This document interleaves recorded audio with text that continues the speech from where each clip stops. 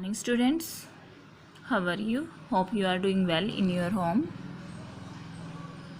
Student, in this video I am going to teach you chapter number 6 of tissue. Now there is a question, what do you mean by tissue? Students, हमने last जो हमारा chapter किया था biology का उसमें हमने cell पढ़ा था और अब सेल जब एडवांस रूप लेती है तो वो टिश्यू की फॉर्म में आती है। जब सेल एग्रीगेट होकर एक पर्टिकुलर फंक्शन करना स्टार्ट कर देती है तो हम उसको बोलते हैं टिश्यू। आप ये भी कह सकते हो कि एक group of cell that are similar in structure and their work together to achieve a particular function form a tissue. Now let's start tissue. Students, from the last chapter, जैसे कि मैंने अभी आपको बताया कि last chapter we recall that all living organism are made up of cell. सभी living organism cell से बने हैं और जो लिविंग मोड है हमने बताया था कि 2 टाइप की सेल है, या तो वो यूनिसेलुलर होगा या वो मल्टी सेलुलर होगा। जैसे सिंगल सेल अगर अपना पर्टिकुलर फंक्शन, एक बेसिक फंक्शन प्रोवाइड कर रही है तो क्या होगा, तो वो अपना यूनिसेलुलर कहलाएगी। और उसमें अगर हम एग्जांपल देखते हैं तो हम केस देखते हैं अमीबा का। Amoeba is a example of a single cell जो क्या करती है, यूनिसेलुलर होती है।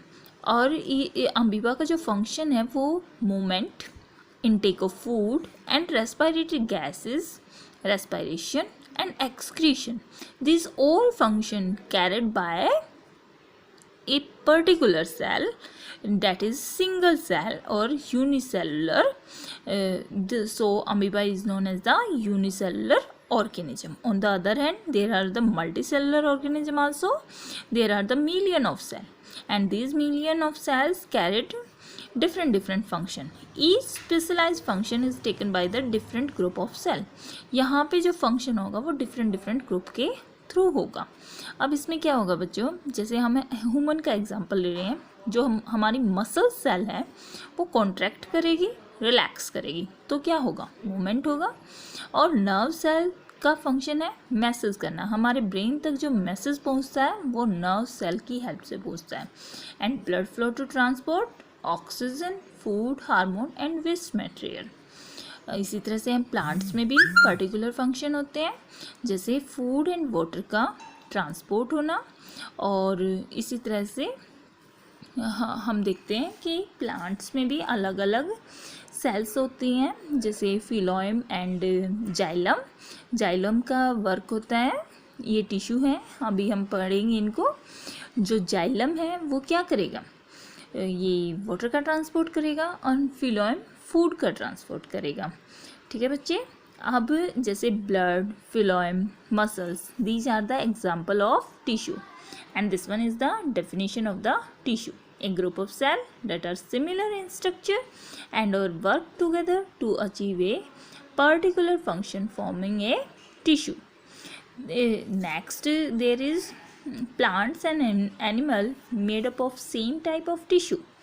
Students, क्या plants और animal दोनों सेम टाइप के टिश्यू होते हैं, रखते हैं? No, there are many difference. ये कह रहा है let us compare their structure, और हम इनके फंक्शन को जब हम कंपेयर करेंगे तो आपको कुछ फॉर्म में तो ये सिमिलर फंक्शन आपको नज़र आएंगे, लेकिन जो देखो इन्होंने कहा do plant and animal have the same structure, ये क्वेश्चन पूछा है। Do they both perform similar function? No, their structure and function totally different from plants and animal. Their difference read out करते हैं हम डिफरेंस। देखो बच्चों, अब इन्होंने कहा कि प्लांट्स हैं, प्लांट्स क्या हैं, स्टेशनरी होते हैं, फिक्स्ड होते हैं, दे डोंट मूव, ये मूव नहीं कर पाते। Most of the tissue they have are spotted, which provide them with structural strength. Most of these tissue are dead. इसमें काफ़ी सारे dead होते हैं और dead cell भी क्या करती है, इसमें मैकेनिकल स्ट्रेंथ को प्रोवाइड कर रही है।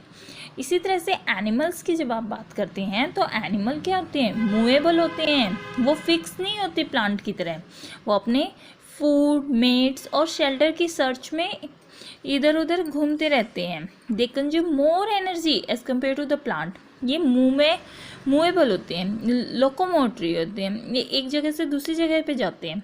तो इनका क्या होता है, ये इनको ज़्यादा एनर्जी चाहिए इसलिए प्लांट के कंपेयर में। And most of these they contain are living. यहाँ पे डेड भी मिलते हैं ज़्यादातर, लेकिन यहाँ पर एनिमल्स में आपको लिविंग टिश्यू मिलेंगे। अनदर डिफरेंस क्या कह रहे हैं, plant is in the pattern of growth. वहाँ पे पैटर्न होता है, growth in plant is limited और सर्टेन रीजन पर होती है।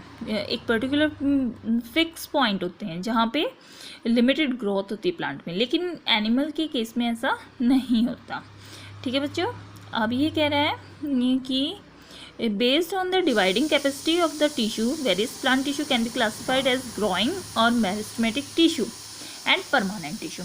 देखो बच्चों, अगर प्लांट के अंदर डिवाइडिंग कैपेसिटी लगातार चल रही है तो हम उसको ग्रोइंग या फिर मेरिस्टेमेटिक टिश्यू बोलेंगे, लेकिन कुछ टाइम के बाद वो अपनी डिवाइडिंग कैपेसिटी को लॉस कर देते हैं, जिसको हम बोल देते हैं कि ये meristematic tissue converted into permanent tissue, and cell growth in the animal is more uniform and there is the no demarcation of dividing and non dividing region in the। कोई पर्टिकुलर डिवाइडिंग फॉर्म नहीं होती, ये अपना जो form होती है उसको एक नॉर्मल वे में अपना पर्टिकुलर फंक्शन करते हैं, जैसे कि structure organisation of organ system. जैसे जैसे आप हायर एनिमल्स को देखोगे तो ये सब भी कॉम्प्लेक्स होना स्टार्ट हो जाएगा।